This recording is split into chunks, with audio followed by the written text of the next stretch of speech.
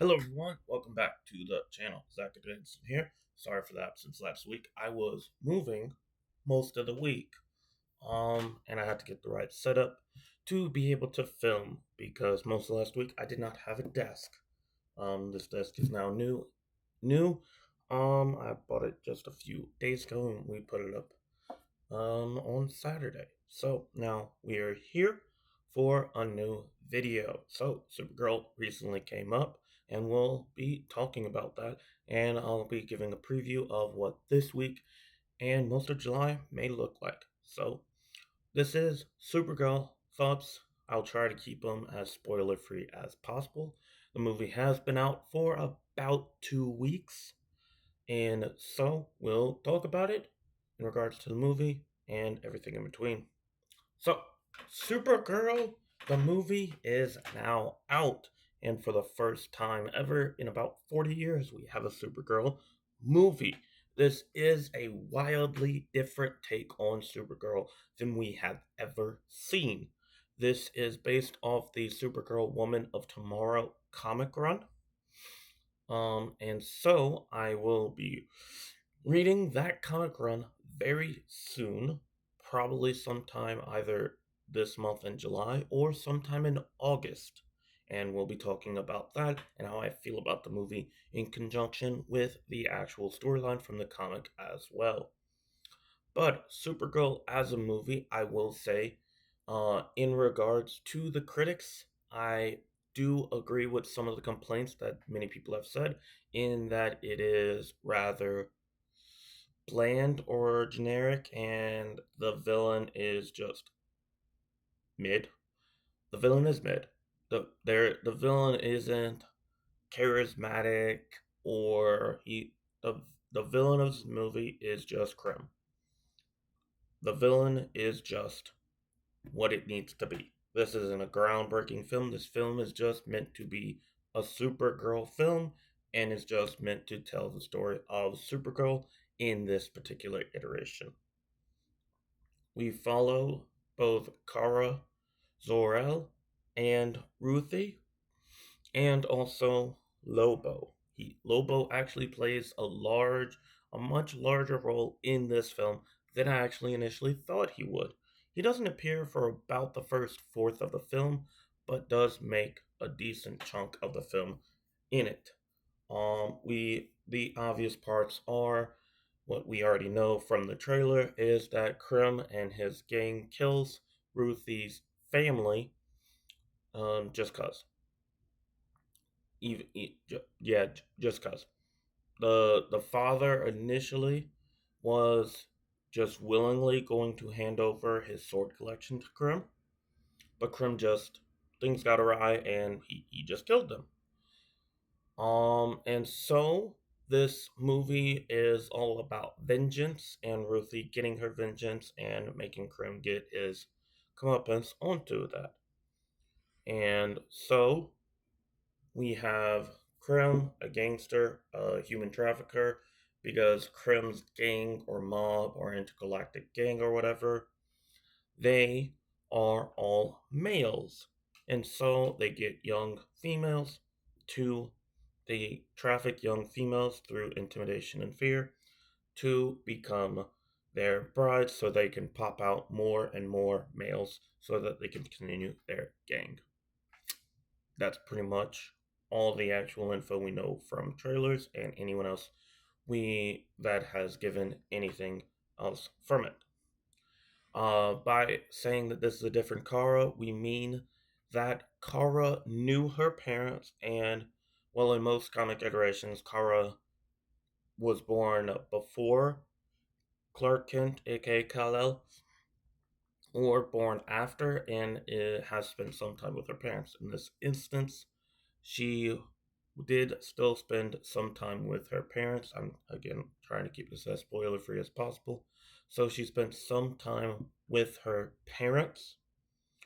But she was ultimately still sent to Earth in the end.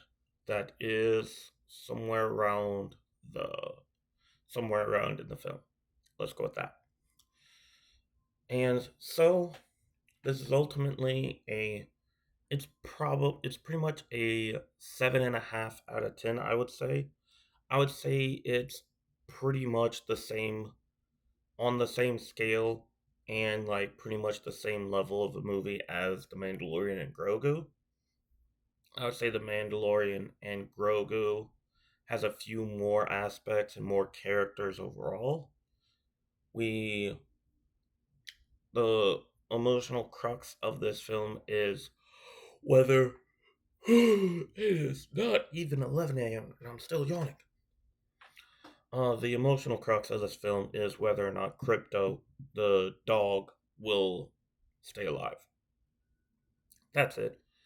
I don't really have any actual issues with the film because well, they could have made a few things more or less. They could have made the villain more memorable or not as bland, but it was good. I am I don't like how underperforming it is in the box office. To my knowledge, it has yet to reach 100 million in the box office, which is very um I just don't like that because I think that it should just be doing better. It didn't help that there was pretty much a hate campaign or just slander campaign against it days before it was slated to come out into theaters. I don't really, and I won't really get into the grasp of why we got a pretty much full blown hate campaign for this movie. It's mind boggling and stuff like it's very, very mind boggling why we got that kind of hate campaign. And it just started because there was predictions of it being a box office disaster. Not not saying that it would be, but just predictions that it might be. And so they just went and ran with it. Okay, and so that is the Supergirl, my thoughts on it. And so for the next little bit, I have a preview for the week. And so we will so today's video, which will be coming around the normal time of 5:30 p.m. on for this week and next week on the Wednesday video days, we will be doing anime slates. The spring season just ended and the summer season is beginning. So this Wednesday will be the summer anime slate, how I think it'll be, and I'll give you a preview of all the ones that I will be watching. Then next week I'll have finished all the spring ones. I have finished almost all of them. I have about one or two left of the ones that I was watching. I'll give my full thoughts on every single one. It's been about by then it will be about 2 or 3 weeks since the season had ended, and so because of that, it will be spoilers. So that is for the spring 2026 anime slate. This Friday we will be continuing the Marvel Netflix deep dives. We did Luke Cage and Iron Fist. Now we'll be doing Jessica Jones, then Punisher, then Defenders, and then Daredevil, and then at the end of this month, we'll be doing another anime deep dive. This weekend, we'll be discussing all the books I intend to read in the month of July, and then next week, I'll be doing a video on the two books that I'm currently reading this week, which is Spiritual Warfare. I am roughly halfway through this book. We'll be reading it more today. And Stephen King on Writing, a guide and tips and tricks on writing from an author who's been writing for a very long time, pretty much since about the 1970s or 80s, pretty much. And so, golly, I need to fix this later. And so that is everything over this week and next week and even later on after that. And so I'll get this video whipped up and to where y'all can watch it soon.